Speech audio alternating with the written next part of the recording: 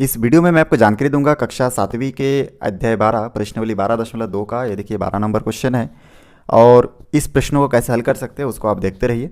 यहाँ पे देखिए जो प्रश्न दिया है इसका डायग्राम भी मैं साइड में नोट कर लेता हूँ। तो डायग्राम यहाँ पे मैं नोट कर चुका हूँ। अब इसके बाद देखिए यहाँ पे लिखा हुआ है कि एल एम एन ये तीनों क्या है, समांतर रेखा है। ये देखिए एल एम एन ये तीनों क्या है, समांतर है, मतलब इनके बीच का जो डिस्टेंस है वो क्या है, एक समान है।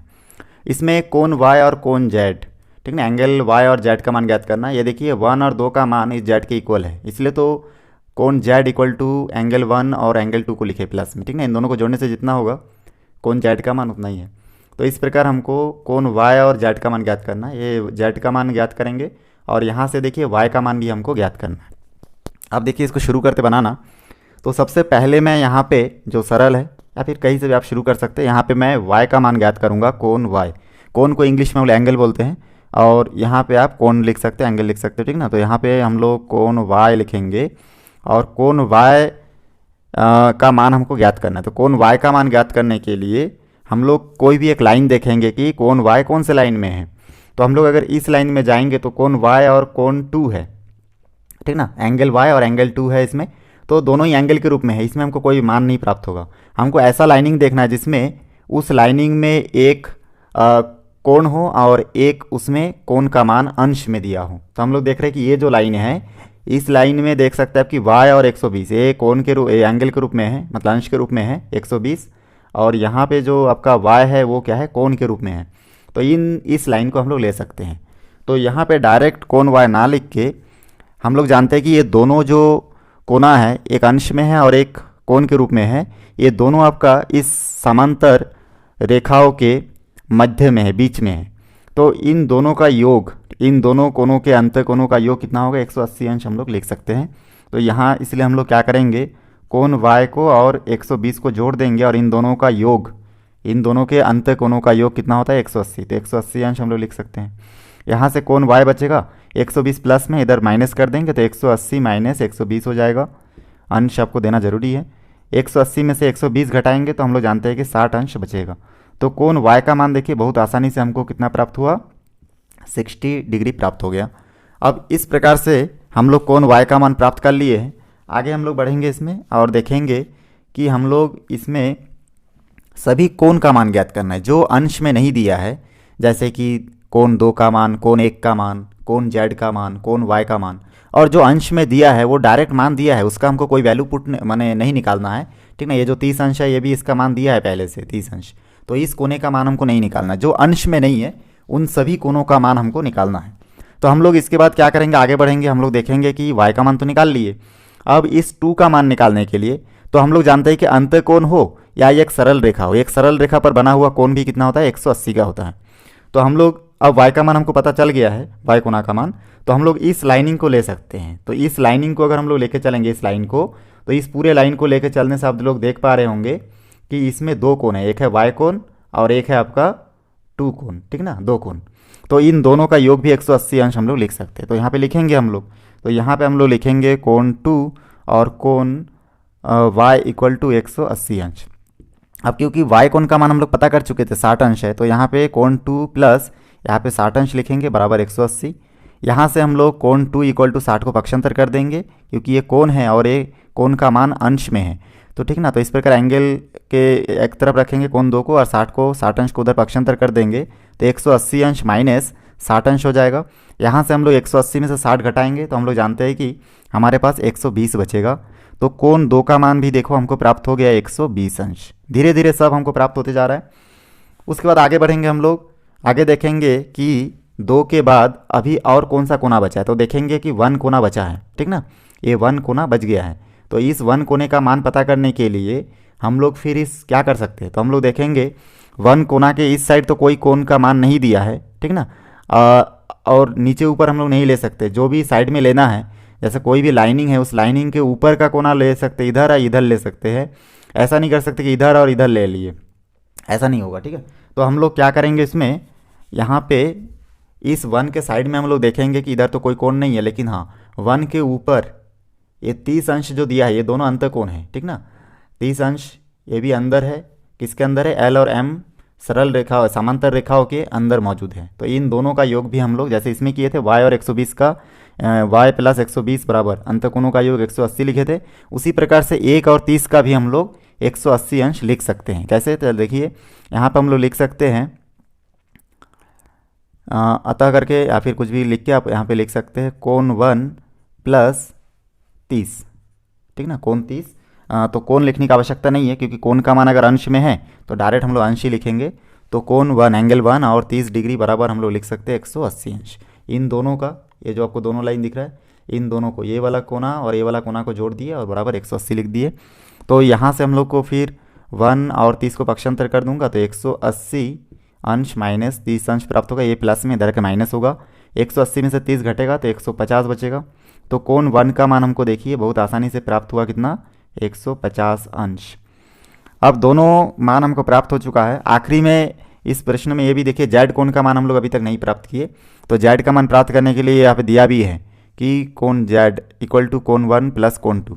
तो हम लोग यहाँ पे लिख लेंगे, अब कोण जेड इक्वल टू हम लोग को क्या लिखना है, कोण 1 प्लस कोण 2, क्योंकि ये दोनों मान हम लोग प्राप्त कर चुके हैं। कोण 1 का मान 150 है और कोण 2 का मान देखिए 120 प्राप्त हुआ था। दोनों को अगर हम लोग आपस में जोड़ देंगे तो हम लोग जानते हैं कि यहाँ से आ जाएगा 270 अंश, ठीक ना, 15 12 27 और 0 0 का 0। तो इस प्रकार से हमारा जो ये गणित है बहुत आसानी से बन चुका है। इसमें आपको हमेशा ध्यान देना है अंत कोणों का योग भी 180 होता है और किसी सरल रेखा पर बना हुआ कोण, ठीक ना, ये सरल रेखा है, इसके ऊपर कोई कोना बना, दो कोना, तो इन दोनों का योग भी कितना होगा, 180 होगा। और दो समांतर रेखा है तो यहाँ का कोण और यहाँ का कोण जोड़ने से भी कितना होगा, 180 होगा। यहाँ का कोण और यहाँ का कोण जोड़ने से भी 180 अंश होगा। तो इस बात को ध्यान में रखना है और आप लोग इसको बहुत आसानी से हल कर सकते हैं। चलिए इसके बाद मैं और एक क्वेश्चन बताऊंगा इसमें, 13 नंबर क्वेश्चन, तो वीडियो को देखते रहिए। यहाँ पे देखिए 12 नंबर क्वेश्चन में दिया गया संलग्न चित्र में, 12 नंबर नहीं, ये हमारा 13 नंबर क्वेश्चन था कि संलग्न चित्र में एल एम समांतर रेखा है तो इसमें x का मान ज्ञात कीजिए। तो यहाँ पे हम लोग देखेंगे, देखिए इस चित्र को देखकर समझना है, यहाँ पे l और m क्या है, समांतर है। समांतर रेखाओं को काटने वाली रेखा को तिर्यक रेखा बोलते हैं। तो यहाँ पे ये जो लाइनिंग आपको दिख रहा है जिसका नाम हम लोग मान के चले n ले लेते हैं, ये जो n लाइन है ये क्या है, तिर्यक रेखा है जो l और m रेखाओं को काट के आर पार हो जा रहा है।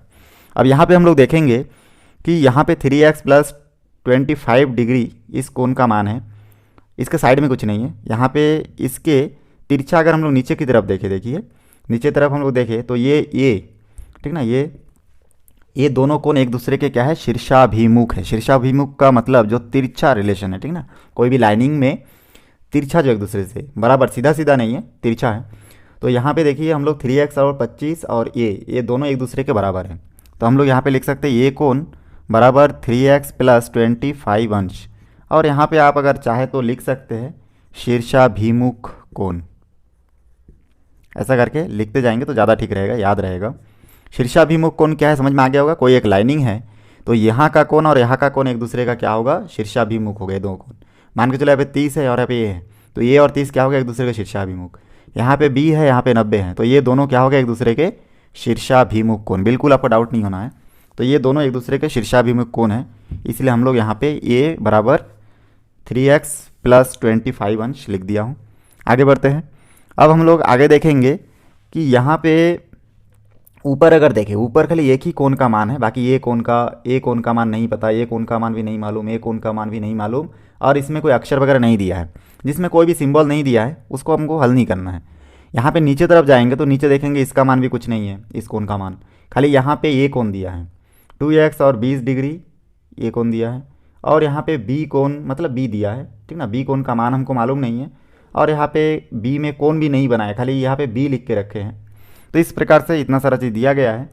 हम लोग देख रहे हैं ऊपर से हम लोग अगर जाएंगे, इस लाइनिंग के अगर ऊपर से हम लोग चलेंगे तो इसके साथ किसी को जोड़ नहीं सकते क्योंकि कोई अक्षर संख्या कुछ भी नहीं है, इधर भी कुछ नहीं हो सकता। लेकिन नीचे से जाएंगे तो देख रहे हैं कि ये कोण और 2x प्लस 20 ये दोनों अंत कोण है, मतलब l और m रेखा के अंदर है, और b क्या है, बाह्य कोण है, इधर ये भी बाह्य है। तो ये दो अंत कोणों का योग, मतलब यहाँ से लेके देखिए इस लाइनिंग में ये जो लाइनिंग है ये L लाइन को और M लाइन को काट रहा है, ठीक ना। तो इन दोनों के अंदर L और M के अंदर क्या है, देखिए A कोण है और B कोण है। माने बी कोण नहीं, सॉरी, ए वाला कोण है 2x प्लस 20। तो ये दोनों कोण क्या है, अंतःकोण है ना, अंदर है, तो इस लाइन के और इस लाइन के अंदर है ये दोनों कोण, इसलिए इन दोनों का योग 180 होना चाहिए। हम लोग यहाँ पे लिखेंगे कोण ए प्लस 2x प्लस 20 बराबर 180, क्योंकि दो अंतःकोणों का योग 180 अंश होता है, हम लोग जानते हैं, पहले भी देख चुके हैं। तो यहाँ पे हम लोग कोण ए की जगह पे देखो, कोण ए जो है 3x प्लस 25 के बराबर है, तो यहाँ से ए कोण की जगह पे ए कोण का मान रखेंगे 3x प्लस 25 अंश प्लस, और यहाँ पे 2x और 20 बचा उसको लिख देंगे 2x और 20 बराबर 180। इसमें देखिए 3x और 2x एक ही प्रकार का है, तो इसमें हो जाएगा 5x, और 25 और 20 दोनों संख्या में है, दोनों अंश में है, संख्या है, तो दोनों को जोड़ देंगे तो आ जाएगा 45 बराबर 180 का 180 रहेगा। यहाँ से ये अंश में है, ये भी अंश में है, तो 5x इक्वल टू 45 को पक्षांतर करेंगे, जोड़ में है, इधर आके 180 के बाद माइनस में हो जाएगा। 180 में से 45 घटाएंगे तो हम लोग जानते हैं 135 बचेगा, 135 अंश, यहाँ पे 5x बचा है, तो 5x का 5x डिग्री में भी लिख सकते हैं 5x को, और बाकी यहाँ पे प्रश्न में डिग्री में नहीं है तो मत लिखिए, कोई दिक्कत नहीं है। उसके बाद हम लोग आगे बढ़ेंगे, इसमें x इक्वल टू 5 को पक्षांतर कर दूंगा तो ये 135 के नीचे आ जाएगा बटे में, क्योंकि ये x और 5 के बीच में कुछ भी नहीं है, गुना में है, तो इधर आके भाग हो गया। अब 5 से 135 को हम लोग भाग देंगे, तो यहाँ पे हम लोग देखिए भाग दे के देखेंगे रफ कार्य में, ठीक ना, यहाँ पे मैं लिख देता हूँ रफ कार्य। तो यहाँ पे अगर हम लोग 135 को भाग देंगे 5 से तो हो जाएगा, देखिए 5 दूनी 10, क्योंकि 3 बार में 15 हो जाएगा, नहीं जाएगा, 3 का 3, 5 का 5, तो हो जाएगा 5 सत्ते 35। तो हमारा जो मान है वो क्या, कितना प्राप्त हो रहा है, 27 अंश। हमको x का मान प्राप्त करने के लिए कहा गया था, और ये देखिए बहुत आसानी से सिंपल तरीके से हमारा x का मान हमको प्राप्त हुआ। इसके बाद चलिए और एक क्वेश्चन हम लोग देख लेते हैं, 14 नंबर क्वेश्चन कैसे हल करना है।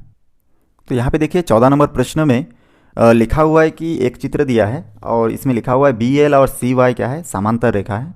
ये जो लाइनिंग है ना डबल 11 जैसे दिख रहा है, इस लाइन को देख के आपको समझना है कि इसका मतलब है समांतर रेखा। तो B और L, ठीक ना, ये रेखा और CY ये रेखा, ये दोनों रेखा क्या है, समांतर है, ये देखिए ये दोनों। बाकी ये और एक दूसरे दोनों के बीच का गैप देखिए अलग अलग है, ये हो नहीं सकता। तो यहाँ पे BL और CY ये दोनों क्या है, समांतर है। यहाँ पे लिख देता हूँ BL समांतर CY। तो इसमें ये दिया है इसलिए मैं लिख लिया हूँ। तो इसमें हम लोग देखेंगे कि इन दोनों लाइनिंग के बीच में हमको कोण ए का मान ज्ञात करना है। ये जो ए कोना है, इस ए कोना का मान हमको पता करना है। तो ए कोना का मान पता करने से पहले हम लोग देखिए इसमें देखेंगे कि लाइनिंग, अब तिर्यक रेखा 2 है इसमें, लेकिन आर पर नहीं है, इसको थोड़ा सा हम लोग आगे बढ़ाएंगे तो आप जानेंगे कि देखिए यहाँ पे ये वाला कोण, माने ये वाला लाइन देखिए इधर झुका हुआ है, इधर भी इधर, मतलब यहाँ से यहाँ का जो कोना बनेगा ये और ये एक दोनों एक समान है, और ये दोनों भी एक समान है। कौन सा, 6x और 120। तो ये दोनों को हम लोग बोल सकते हैं संगत कोण, ठीक ना। 120 और 6x क्या है, संगत कोण है, इसलिए हम लोग लिख सकते हैं यहाँ पे 6x डिग्री इक्वल टू 120, दोनों एक दूसरे के बराबर कोण होगा। अब सिंपल टॉपिक है एकदम, यहाँ पे कोई चीज़ आप ऐसे रखे हो तो यहाँ का कोण और यहाँ का कोण एक समान है, दिख रहा है ना, कोना एक समान, और यहाँ पे ज़्यादा देखिए फैला हुआ है, यहाँ पे भी ज़्यादा एरिया है गैप। तो ये चीज़ को आपको फॉलो करना है कि कौन सा एक समान है कौन सा एक समान नहीं है, ठीक ना, ये देख के आपको समझ में आना है। तो यहाँ पे 120 और ये 6x एक दूसरे के बराबर होगा, क्योंकि ये दोनों कोण क्या है, संगत कोण है। तो यहाँ से हम लोग लिख सकते हैं x डिग्री इक्वल टू 120, और यहाँ पे 6 जो है गुना में है x के साथ, इधर आके हो जाएगा भाग, और हम लोग यहाँ से इसको भाग देंगे तो हमको प्राप्त होगा 20 डिग्री। तो x डिग्री का मान या फिर x का मान हमको कितना प्राप्त हुआ, देखिए 20 डिग्री। डिग्री भी लिख सकते हो, खाली x भी आप लिख सकते हो, ठीक ना, आपके ऊपर है, बुक में है तो लिखना और नहीं है तो मत लिखना। उसके बाद हम लोग आगे बढ़ेंगे, यहाँ पे हमको ये कोण का मान प्राप्त करने के लिए कहा गया है। तो ये कोण में देखेंगे कि ये जो L और B जो रेखा है, इस रेखा को और एक रेखा क्रॉस कर रहा है, ये है Z, क्रॉस तो नहीं कर रहा है तो हमको क्रॉस करवाना है, ऐसे क्रॉस करवा देते हैं हम लोग, इस रेखा को थोड़ा आगे बढ़ा देते हैं ऐसे। तो आगे बढ़ाने से हमको दिख रहा है कि ये और 4x क्या है, एक दूसरे के शीर्षाभिमुख है, मतलब एक दूसरे के बराबर है। ये दोनों को भी हम लोग एक दूसरे के बराबर लिख सकते हैं। ये जो आपका 4x है और ये जो ए कोण है, एक दूसरे से तिरछा रिलेशन दिखा रहा है ना, तो इसलिए हम लोग इन दोनों को भी एक दूसरे के बराबर लिखेंगे। कोण ए इक्वल टू 4x डिग्री, और देखिए x डिग्री का मान हम लोग प्राप्त किए थे कितना, 20, तो 20 डिग्री लिखेंगे यहाँ पे, और इसको सॉल्व करने से हमको 80 डिग्री प्राप्त होगा। बहुत आसानी से कोण ए का मान भी हमको प्राप्त हो गया, बहुत सिंपल था। तो इस वीडियो को शुरू से आखिरी तक देखने के लिए बहुत बहुत धन्यवाद। दोस्तों वीडियो अच्छा लगे तो लाइक करें, शेयर करें, सब्सक्राइब करें और बेल आइकन को भी प्रेस करें ताकि जब भी मैं कोई नया वीडियो बनाऊं तो उसका नया अपडेट सबसे पहले आप तक पहुंचे। धन्यवाद।